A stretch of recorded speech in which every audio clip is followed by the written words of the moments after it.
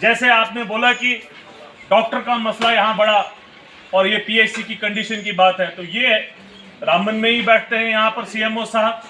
आप जिस दिन यहाँ से आइए मुझे बता दीजिए एक दिन पहले, मैं आपके साथ चलूंगा। नहीं करेंगे तो वहीं धरना देंगे, नहीं करेंगे तो डीसी ऑफिस के बाहर धरना देंगे, नहीं करेंगे तो जम्मू में जाके धरना देंगे, नहीं होगा तो पूरा राजगढ़ बंद करेंगे और धरना देंगे। और याद रखिए इसमें कोई डर की बात नहीं, कोई चोरी की बात नहीं, ना हम डरते हैं किसी से। कानून पूरा पड़ा है, जानते हैं कानून के बाद की बात क्या, मगर जो हक है, आपका हक है कि पीएचसी राजगढ़ में डॉक्टर होना चाहिए। और जो आपके साथ नहीं उसको बोल दो कि चूड़िया पहन के घर सो जाए। जो आवाम के साथ नहीं है, जो लोगों के साथ नहीं है, वैसे नेतृत्व की हमको जरूरत नहीं है, उसको बाइकआउट करो सोसाइटी से बाहर। बोले जरूरत नहीं है तेरी कि जिसको अगर पीएचसी राजगढ़ में डॉक्टर के लिए अगर वो आपके साथ खड़ा नहीं होता है, मैं नहीं बोलता कि भैया हर आदमी को, मगर तन मन धन किसी भी तरीके से वो आपके साथ सहयोग होना चाहिए। और नहीं दे तो उसको बोलो कि तू हमारी बिरादरी से बाहर, भैया तू जाके राजगढ़ और रामबन का नहीं है, तू जाके जिधर जाना जा ले। आपको भी आपकी लड़ाई लड़नी पड़ेगी, सबको बोलना पड़ेगा, खड़े होना पड़ेगा। लड़ाई आपकी लड़नी है, आपको खुद लड़नी है और दूसरे को भी बोलनी है, अपने बच्चे को भी नहीं। ये नहीं कि भगत सिंह का बच्चा दूसरे के घर में पैदा हो और अपने घर में सिर्फ शाहरुख खान और सलमान खान पैदा हो, वो नहीं हो सकता। ये अजय देवगन पैदा करने, भगत सिंह बनना है तो पहले खुद बनना है, अपने घर से पैदा करना है। सोचिए कि जिसकी मूछें भी नहीं अभी निकली थी, उसने देश के लिए तब कुर्बानी दे दी कि बोला मैं नहीं हटूंगा क्योंकि मैंने अपने देश को आजाद करना है।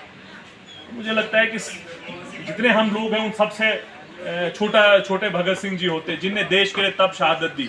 तो आपको तो हम नहीं बोलते कि फांसी पे चढ़ जाओ, शहादत दे दो। आपकी छोटी छोटी लड़ाई आई है, ब्रिज की बात है,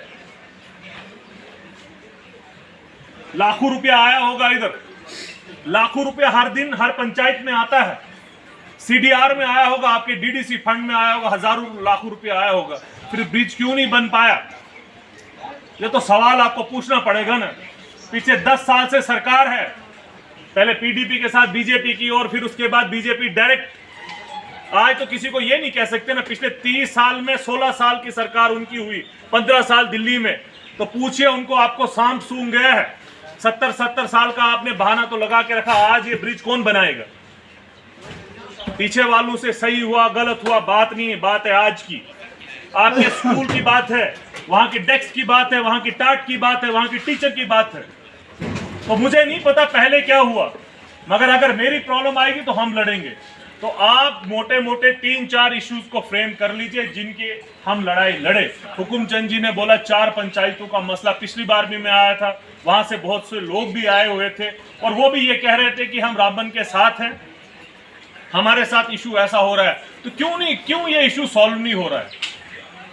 या तो वो ऑफिसर सोए हुए हैं घोड़े बेच के, तो काम है हमको जाके उनको जगाना है और मजबूती से जगाना है। और वैसे भी डिलिमिटेशन का बेड़ा गर्क किया इस कमीशन में। और रंजना देसाई को मैं स्टेज के ऊपर बोला था कि मैंने बोला था तुमको इतिहास जानेगा कि तुम बीजेपी की कमीशन हो। बोला क्यों? मैंने बोला तुमने गूल संविधान वालों को बेचारों को बन्हार डाल दिया, पहले उनको रामबन आना है, रामबन से फिर किधर जाना है। आज सुधार दो, कम से कम एरिया जिसके साथ जहां फिजिबल है उसको वहां रहने दो। अब वो तो हो गया, उसको हम बदल नहीं सकते, मगर ये जो पंचायतों का इशू है इसके लिए आपको कोई लड़ने के लिए नहीं आएगा। हाँ, आप चाहते हैं कि मैं सेक्रेटरी आऊं आपके साथ, मैं तैयार हूं, मेरी लीडरशिप आपके साथ सेक्रेटरी में आए, आप तैयार हैं, मगर लड़ना तो आपको पड़ेगा ना।